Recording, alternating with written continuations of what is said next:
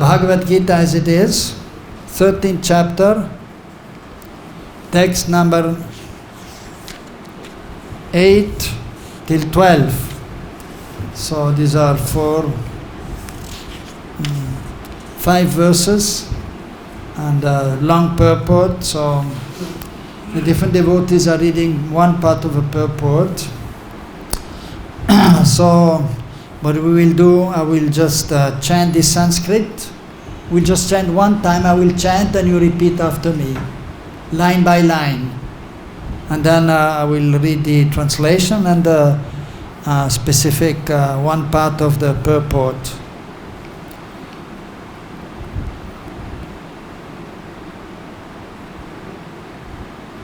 Amānitvam amānitvam adambhitvam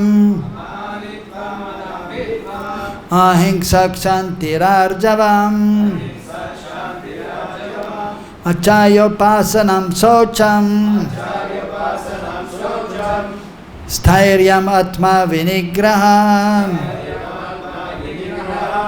indriyārtheṣu vairāgyam anahaṅkāra evaca janma-mṛtyu-jarā-vyādhi duḥkha-doṣānudarśanam asaktir anabhiṣvaṅgaḥ putra-dāra-gṛhādiṣu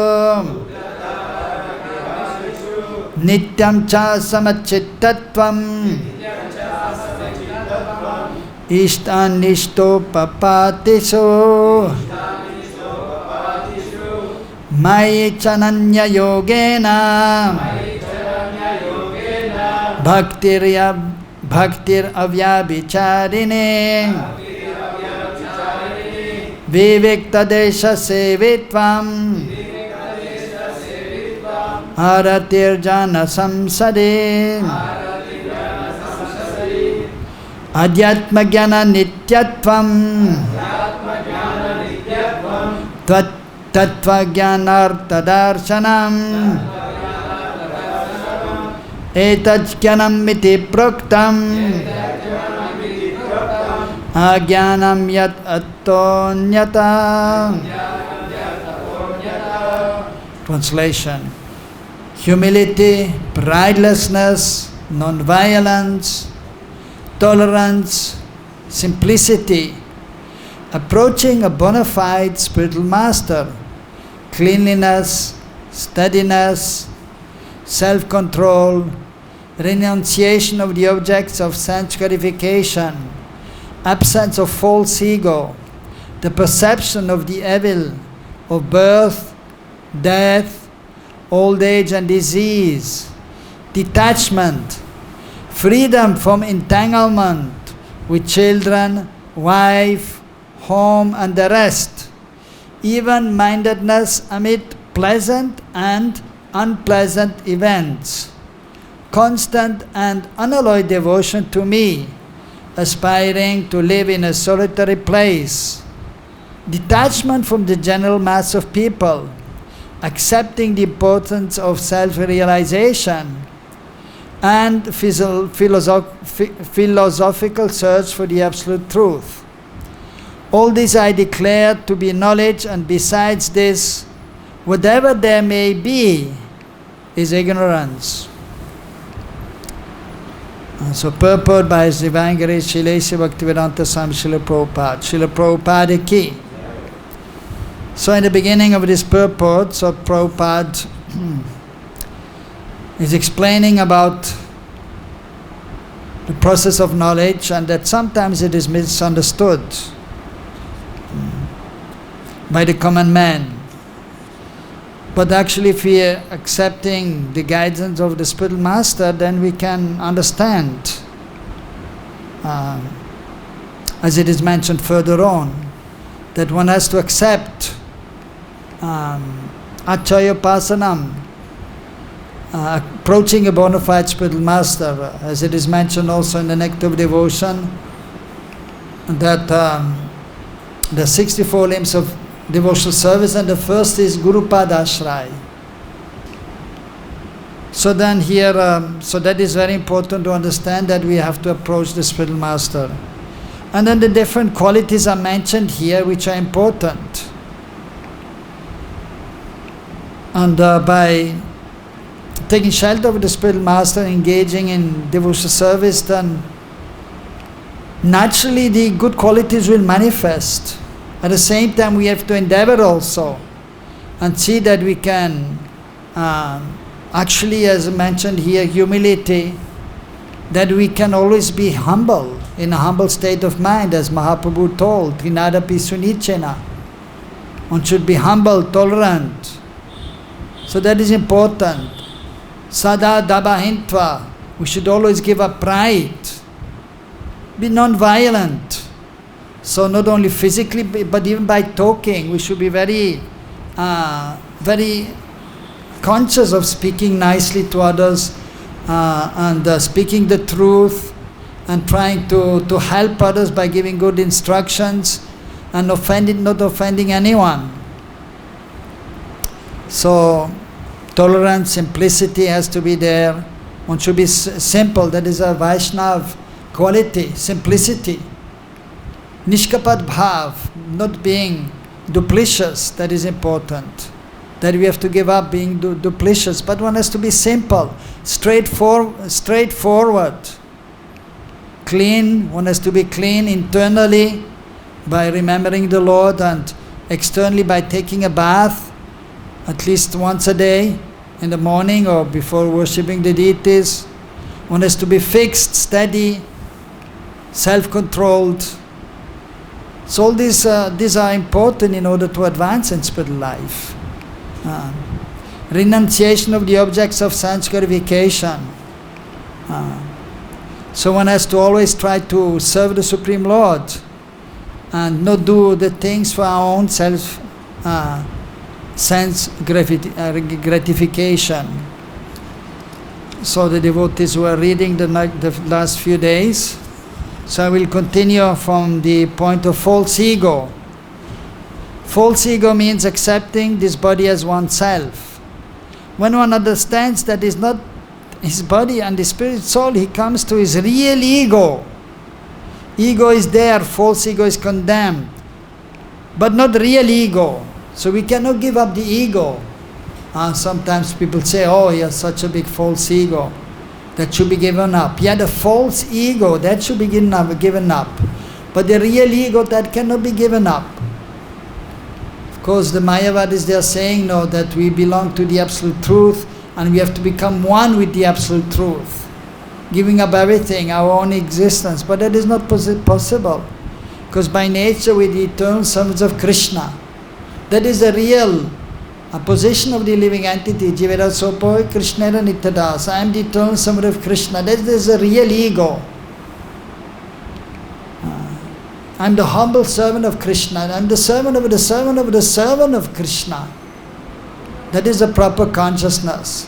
But identifying with this body, I am a man, I am a woman, or even with one's position, I am a lawyer, I am a doctor, or even as a devotee, I am the president, I am the head pujari, I am the Sankirtan leader. Of course, sometimes we have to speak in this way, but we have to remember that we are the eternal servants of Krishna, and for the time being have been assigned to this position to do the certain service. So even if one is in a position, one has to always remember that I am the servant of the servant of the servant of Krishna. In this mood, then one should execute one's devotional service. So that to give up the false ego, that is actually very important. And it is not so easy. So even as a devotee, we know that many times the ego comes and one feels that nobody can tell us anything, and if somebody is disturbing us in a little way, then immediately then the false ego is coming many times. Oh, what is this person saying? What is he doing to me? But we have to remember always that we are totally insignificant spiritual beings, completely apart from the gross and subtle body. So the real ego is, I am the servant of Krishna. I am the servant of the servant of Krishna.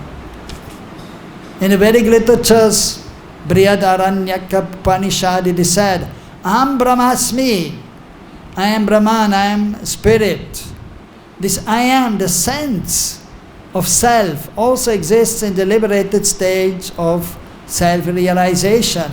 The sense of I am is ego, but when the sense of I am is applied in this false body, this false ego, when the sense of self is applied to reality, that is real ego. There are some philosophers who say we should give up our ego, but we cannot give up our ego because ego means identity. We ought, of course, to give up the false identification with the body.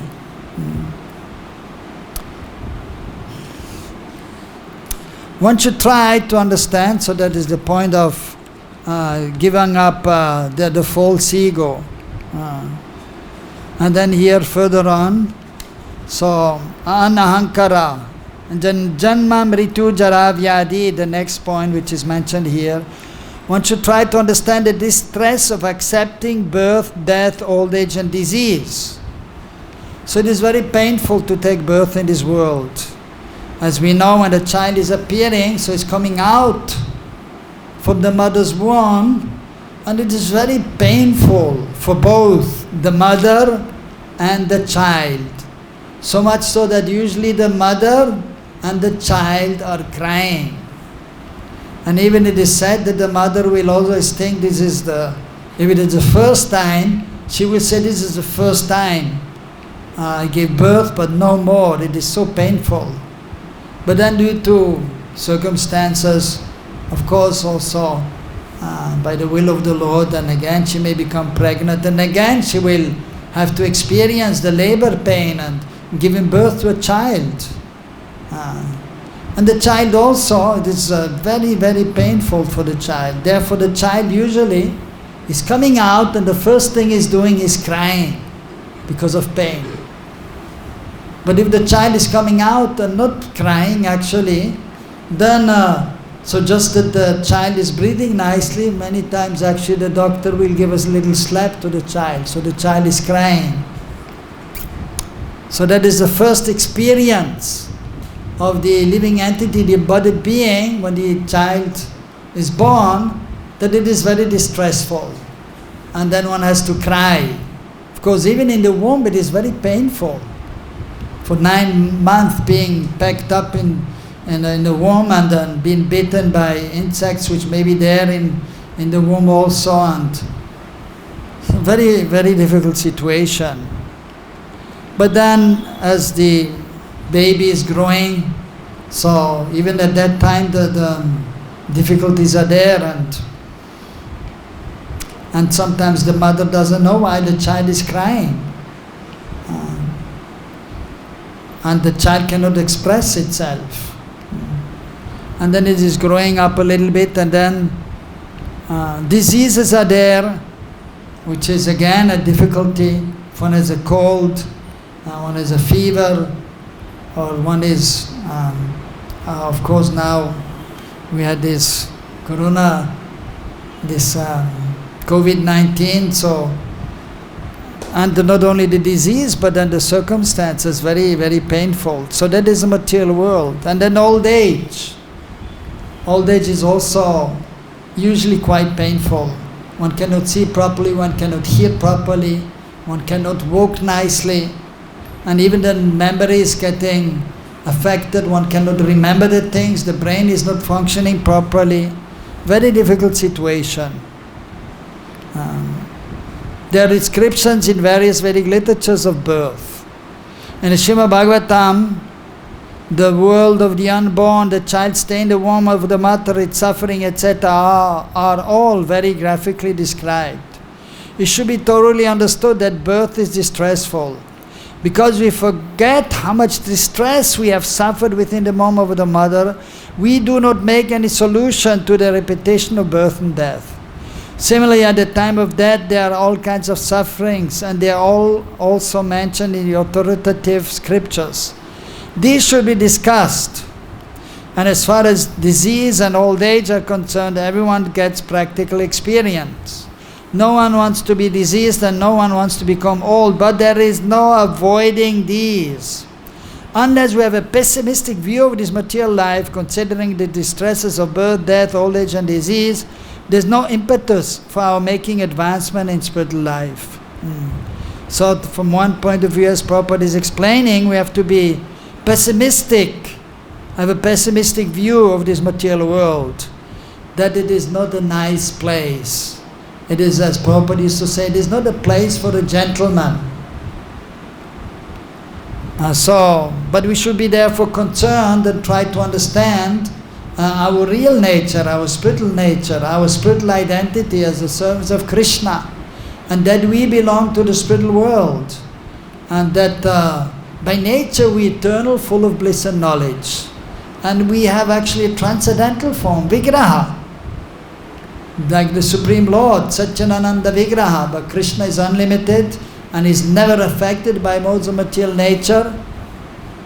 But the jivas, so they may become affected by the modes of material nature in the conditioned state. So, but then one has to become free from that. So therefore, if one is knowledgeable, he will not have a very positive view of the material world, but is positive in life, in spiritual life. And he will then understand, if one is then engaged in devotional service, he will be able to tolerate the difficulties of this material world. And he will be positive. That yes, when I engage in devotional service, I will be free from the pangs of this material world. But he understands that this material world is not a nice place. But he does his best to live in this world as far as possible, and he tries to always engage in devotional service, and then he will try to help others so that he can make advancement in spiritual life. Next point here, duḥkha-doṣānudarśanam. So understanding these miseries also further on of this material world, and therefore as for detachment from children, wife and home, it is not meant that one should have no feeling for these.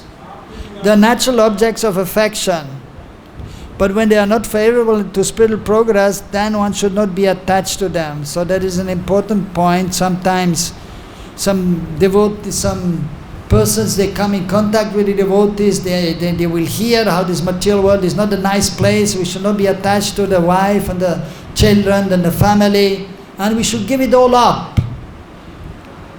So, but it is not, we have to see time, place and circumstances. So the point is, one should be detached from the family. But the important point Prabhupada is making, it doesn't mean we should not have feeling from the family. So actually, if one has love for Krishna, then he has love for everyone. So he may be householder also, then naturally he will have love for the wife and the children also. But he understands his position as the eternal servant of Krishna, and he understands the position of his wife and the children also, that ultimately we are not his bodies and we are all spirit souls and we are all meant to serve Krishna. So then on the spiritual platform, so he will engage in the loving devotional service towards Krishna, and then he will have a loving exchange with his family members on the transcendental plane of the soul. And that is true love.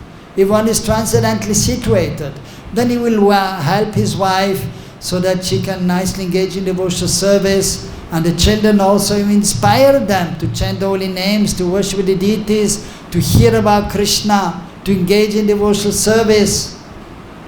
And so then in this way, so there will be a loving relationship with Krishna in the center. But if Krishna is not there, if Krishna is not in the center, then there is no true love. Then it is a relationship based on sense gratification. And so that is, of course, in the material world. So then we cannot say there is no love there in material love. There is love also there, but if Krishna is not in the center, it is not pure love. It is perverted love. And it is not permanent love. It is temporary love. But we have to have Krishna in the center, And then when we understand our relationship with Krishna, then the permanent, real, eternal love with Krishna will be there, will be exchanged. Similarly, when we understand the position of all the jivas and sees everyone's relationship with Krishna, then the real loving feelings will be there and loving exchange will be there. So that is an important point which Prabhupada is making.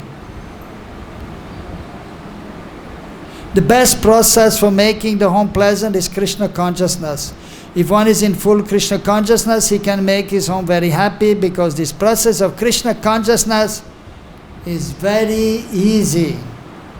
One need only chant Hare Krishna, Krishna Krishna, Hare Hare, Hare Rama, Rama Rama, Hare Hare.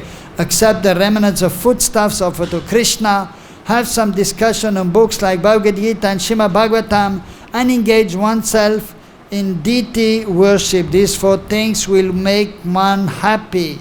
One should train the family members in this way. The family members can sit down morning and evening and chant together Hare Krishna, Krishna Krishna, Hare Hare, Hare Rama, Rama Rama, Hare Hare. If one can mold this family life in this way to develop Krishna consciousness, following these 4 principles, then there is no need to change from family life to renounced life.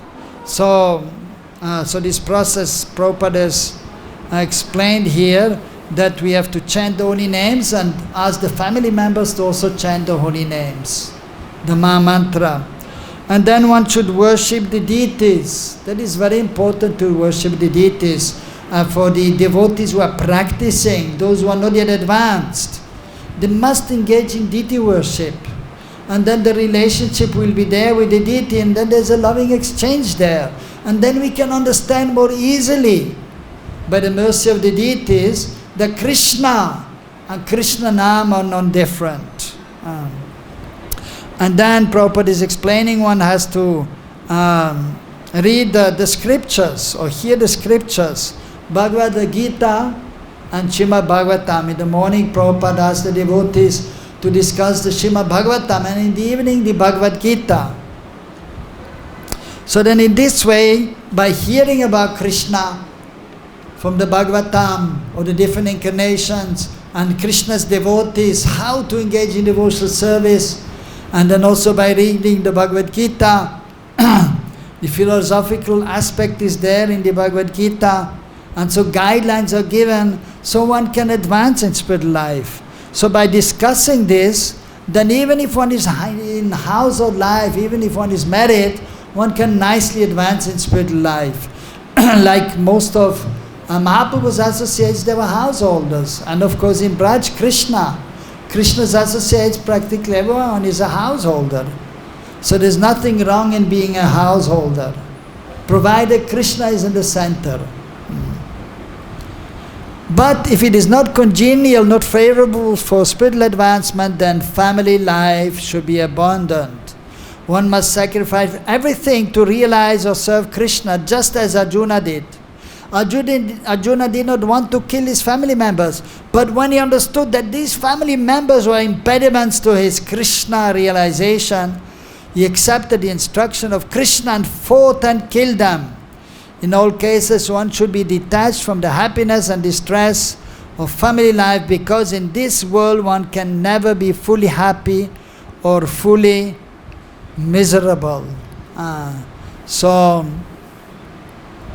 if the family life is not conducive, if for example the wife is not helping, if the children are not interested, so of course still the responsibility is there of the householder, and he has to try to give the spiritual instructions. But at a certain point, if nobody is interested, and especially if they are grown up, the children, then if they are not interested, then he may fully develop, or he may fully engage in devotional service, and then not care or even give up the family connections. And just like here Krishna was telling Arjuna that he should fight even against his guru. Gurujan, his spiritual masters, Dronacharya, Kripacharya, and also Bhishmadev. So because they were on the side of Duryodhana, by the will of Providence, and Duryodhana was a crooked person, and he was not God conscious, he didn't understand that Krishna is the Supreme Lord, he was not surrendering to Krishna, and he didn't like the Pandavas, who were righteous devotees, and he disturbed them. Although they were supposed to be the rightful heir of the kingdom.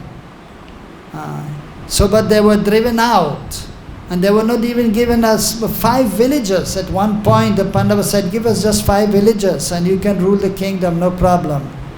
But he was not even given the 5 villages to them, not even one, nothing. So therefore, then Krishna, he told Arjuna, you just give up this relationship with your cousin brothers and even your spiritual masters, because they are not following dharma. They are on the side of adharma.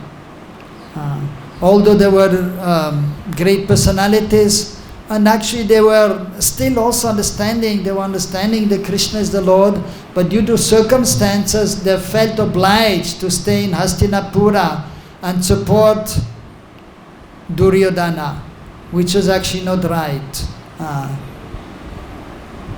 So therefore Krishna told Arjuna that you should not hesitate fighting against them, although they may be your family members, your relatives.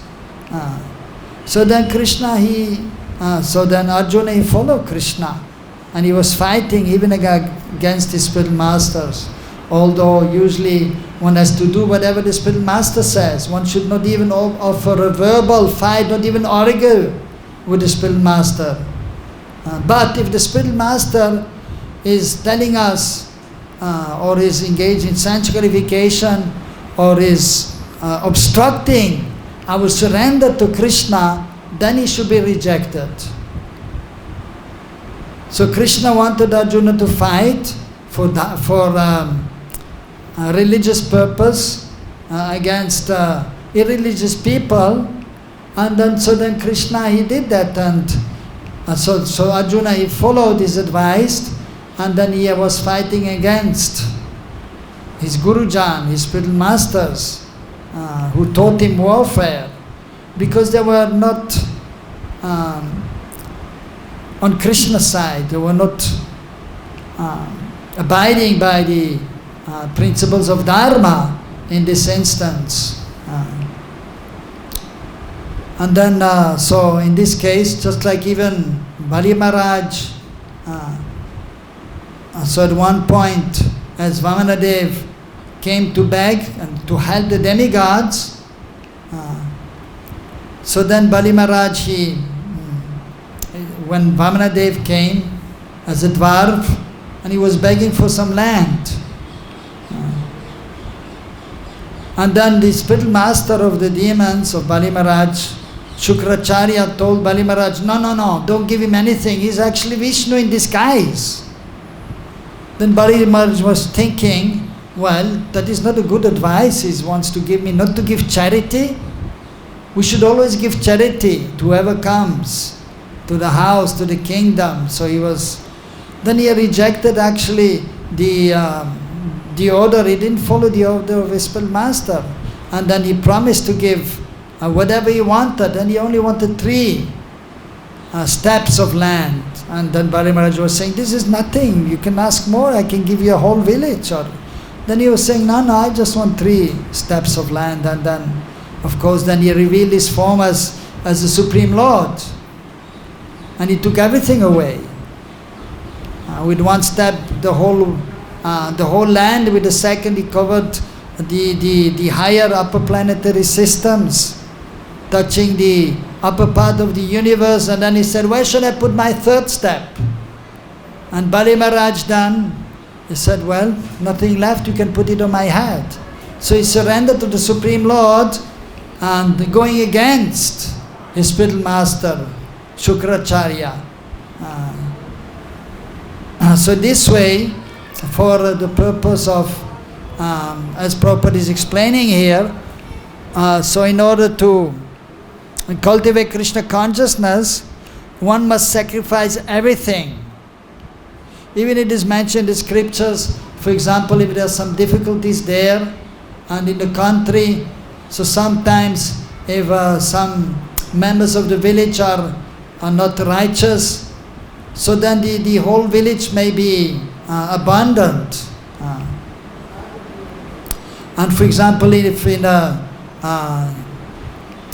family or in the village is one family which is not righteous, then the family can be also abandoned.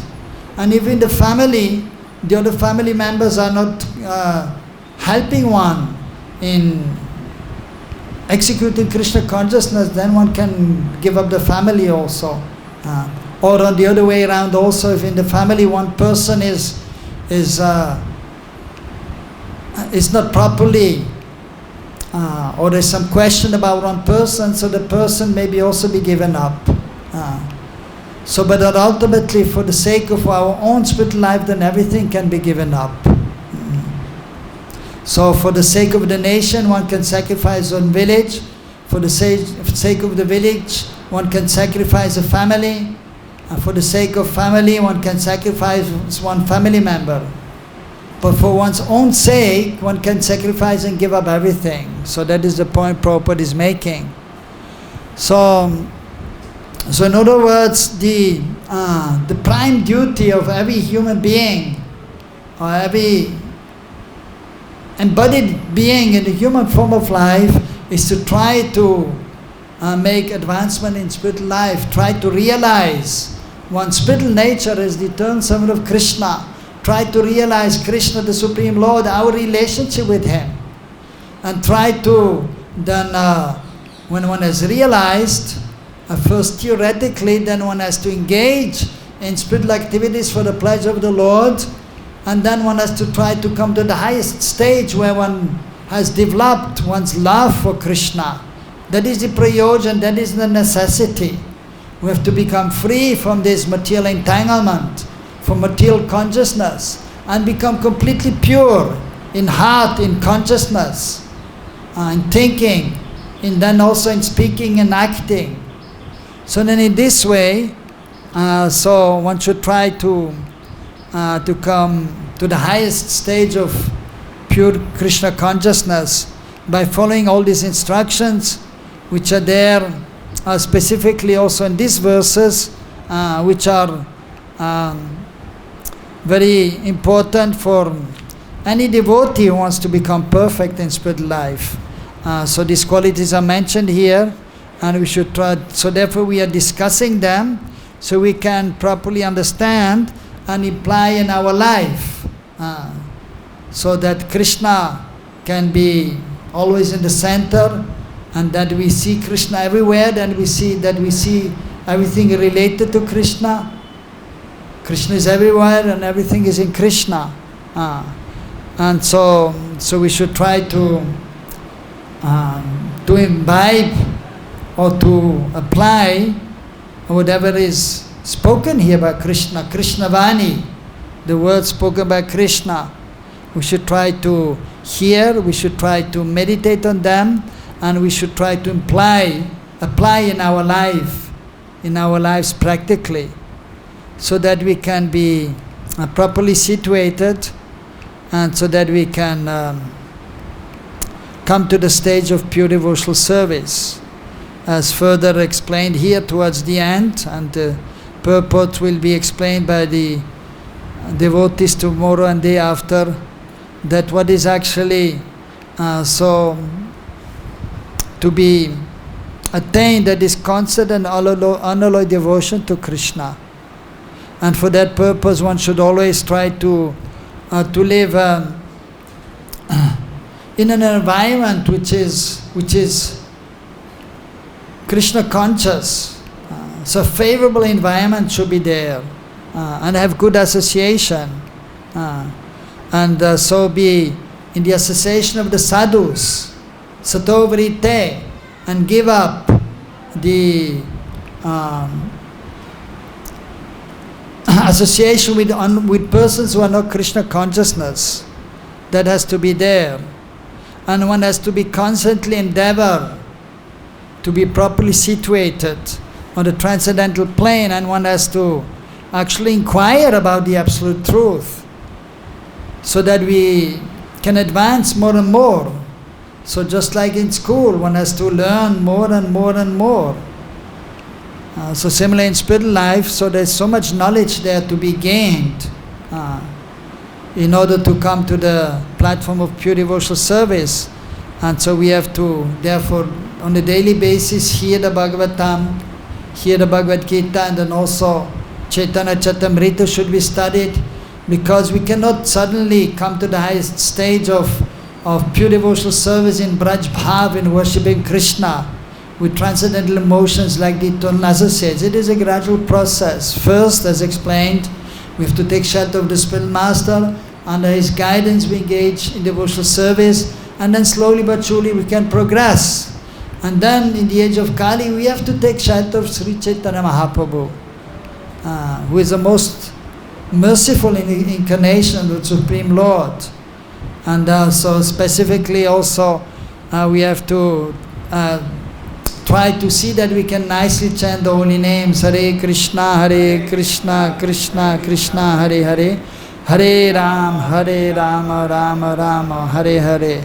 So that by chanting the holy names, as Prabhupada has also explained the purport, by worshipping the deities, by studying, by serving, also serving the Vaishnavas, serving the spiritual master, and sarva bhute hite rataha. Always be engaged in also acting for the benefit of others, not just thinking about ourselves, how I can become perfect.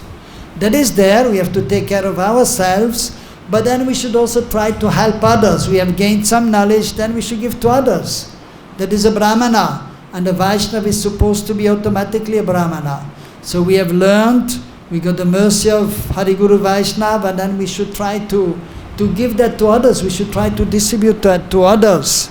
And then in this way, then actually Krishna will be very, very pleased. The Spirit Master will be pleased if we act in such a way as to help others also. And then we can more quickly advance towards the highest destination of pure devotional service.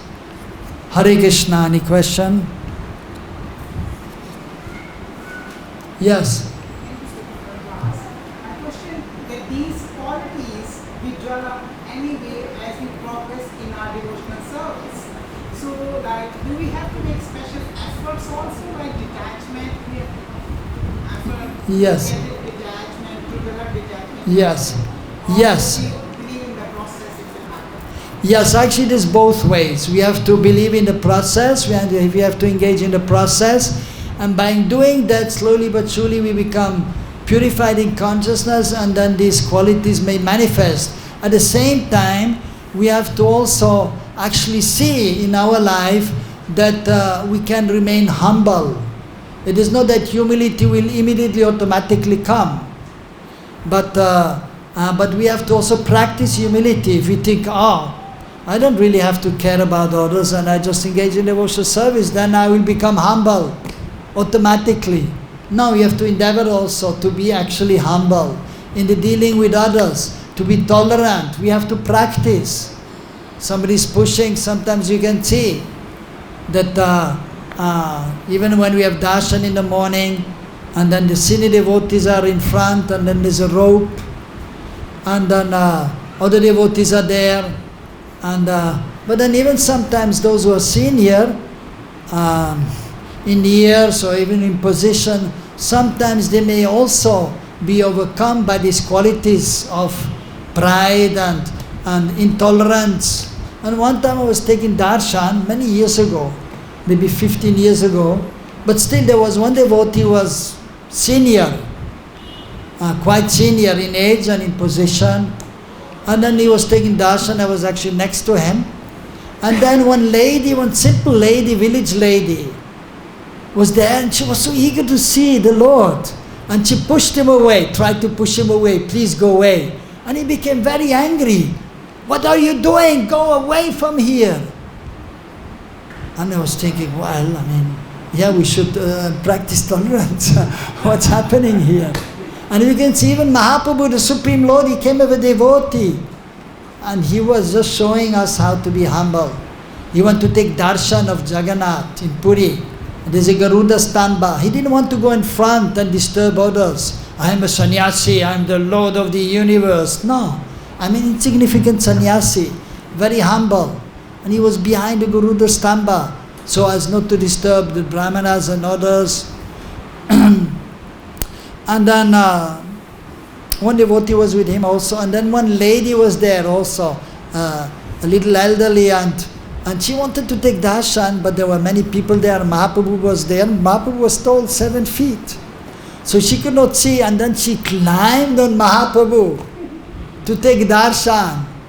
And Mahaprabhu, he noticed, and he's a sannyasi, he could have said, hey, I'm a sannyasi, go away. He didn't say anything, because he understood she was so eager to see the Lord.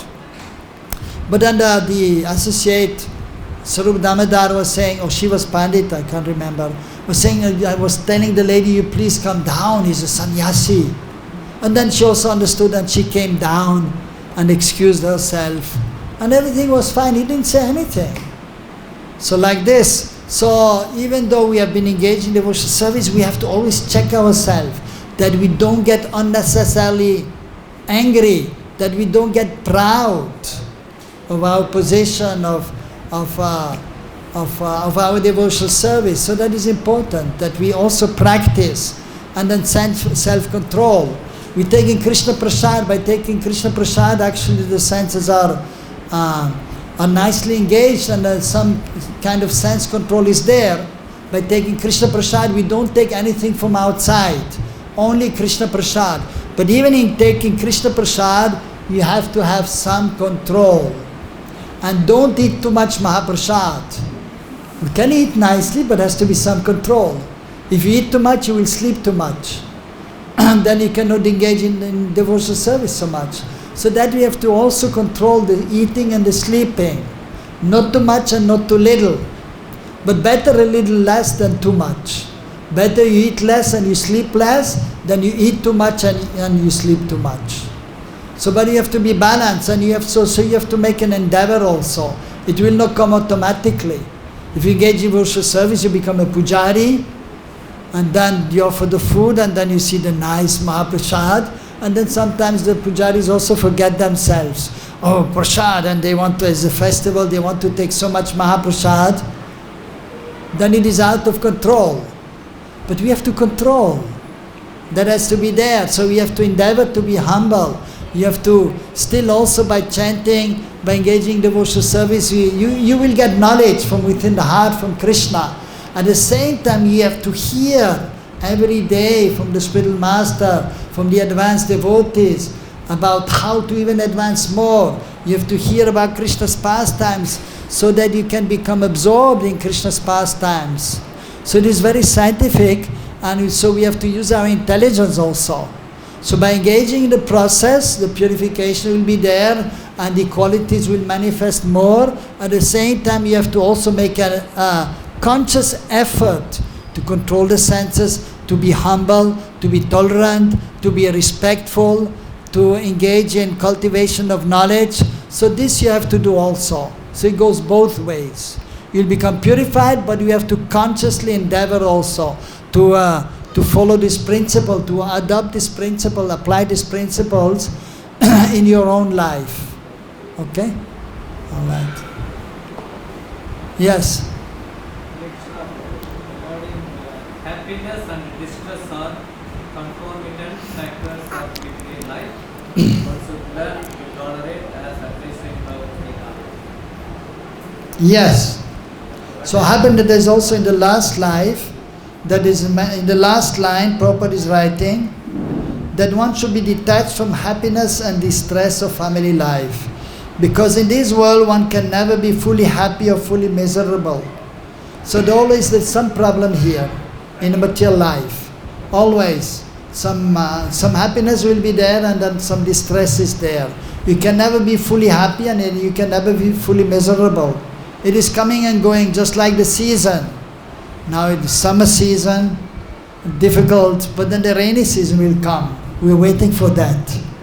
And then after, autumn, and then winter, and then it's very cold, and you wait for the spring, and then you feel some relief, some happiness and distress, and then pain and pleasure will be there in the material world. But we have to be equiposed, and you tolerate the distress. But even if the happiness is there, you should not become too much elated. Everything is so good and fine and wonderful, this material world. No, you have to be conscious, now I'm happy, but tomorrow I can be in distress again. So we have to be equiposed in happiness and distress, because it is coming and going. And so, but we should try to, and this is material, in this material world, but you have to come to the transcendental position of the soul, and then you can feel the transcendental pleasure, and that is ever increasing. And of course, even in spiritual life, there is a transcendental happiness and there is transcendental distress in spiritual life also. So Krishna has to be in the center, and then you are properly situated. But then even there are sometimes difficulties there. Even you can see sometimes the gopis are there with Krishna, and Krishna is leaving the gopis, and then there's some transcendental distress is there. So the main thing is we have to have Krishna in the center, and then we have to tolerate all the situation in this world of happiness and distress. And then we can feel the transcendental pleasure, and then we can tolerate also the transcendental distress which may be there. And so if you're properly situated, then easily you can tolerate the miseries of this material world. Or it's more easy to tolerate the happiness and distress of the material world if you are properly situated on the spiritual platform. So the point is here, we have to come to the spiritual platform, and then we are properly situated. And then we can experience real happiness in relationship to Krishna. And even if you get some little distress by Krishna's arrangement, then we still serve Krishna. We don't give up serving Krishna. Like the Pandavas, they were with Krishna.